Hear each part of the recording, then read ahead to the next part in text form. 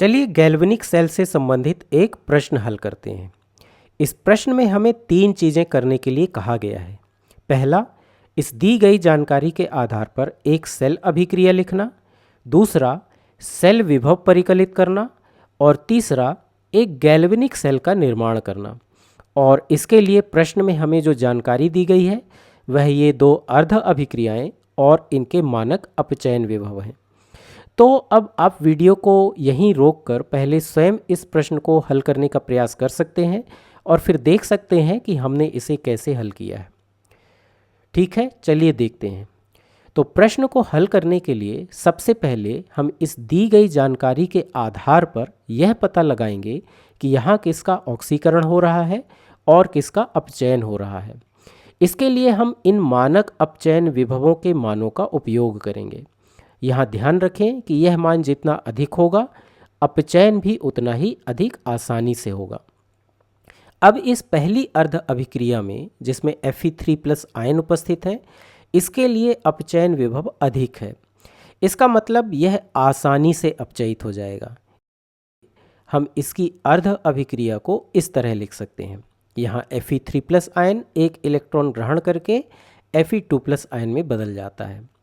अब ऑक्सीकरण अभिक्रिया के लिए हम इस दूसरी अर्ध अभिक्रिया को जिसमें जिंक है इसे उत्क्रमित करके इस तरह लिख सकते हैं। तो यह हमारी अर्ध अभिक्रियाएं हैं।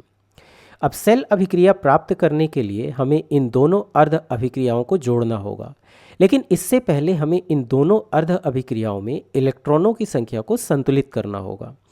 अब चूंकि इस पहली अर्ध अभिक्रिया में बाईं ओर 1 इलेक्ट्रॉन है और दूसरी अर्ध अभिक्रिया में दाईं ओर 2 इलेक्ट्रॉन है, इसलिए यदि हम पहली अर्ध अभिक्रिया को 2 से गुणा कर दें तो इलेक्ट्रॉनों की संख्या संतुलित हो जाती है। तो 2 से गुणा करने पर यह अभिक्रिया इस प्रकार हो जाएगी।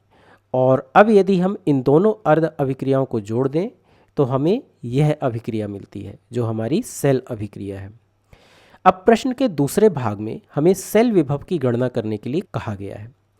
तो हमारे पास इन दोनों अर्ध अभिक्रियाओं के मानक अपचयन विभवों के मान हैं जिन्हें मैंने यहाँ लिख दिया है।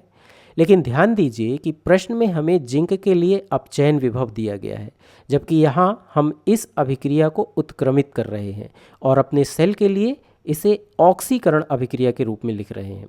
इसलिए इसके विभव का मान धनात्मक यानी +0.76 वोल्ट होगा। अब सेल विभव प्राप्त करने के लिए हमें इन दोनों मानों को जोड़ना होगा और जब हम इन्हें जोड़ते हैं तो हमें सेल विभव का मान 1.53 वोल्ट मिलता है। यहाँ एक सामान्य त्रुटि यह हो सकती है कि हम इन विभव मानों को एंथैल्पी के रूप में ले लें। चूँकि हमने सेल अभिक्रिया प्राप्त करने के लिए इस अर्ध अभिक्रिया को 2 से गुणा किया है, इसलिए यदि हम विभव मान को भी 2 से गुणा कर देते हैं तो हमें गलत उत्तर मिलेगा। यहाँ ध्यान रखने वाली बात यह है कि हम विभव के मान को इस संख्या से गुणा नहीं करते हैं। यह समझने के लिए कि हम ऐसा क्यों करते हैं, हम यह देख सकते हैं कि मानक मुक्त ऊर्जा कैसे परिभाषित की जाती है। मानक गिब्स मुक्त ऊर्जा और मानक विभव के बीच यह संबंध हमें ज्ञात है, यानी ΔG0 is equal to -NFE0, जहाँ F फैराडे स्थिरांक है और N इलेक्ट्रॉनों की यह संख्या है। यहाँ हम इस गुणनफल NF को प्रवाहित आवेश के रूप में देख सकते हैं। इसलिए यदि हम इसे पुनर्व्यवस्थित करें तो हमें मिलता है E0 is equal to -ΔG0 divided by NF। इस प्रकार हम यहाँ देख सकते हैं कि जब हम विभव की गणना करते हैं तो यह प्रति प्रवाहित आवेश पर आधारित होता है। इसलिए यहाँ गुणा करने के लिए हम जिस गुणांक का उपयोग कर रहे हैं उसकी गणना यहाँ हर में पहले ही हो चुकी है।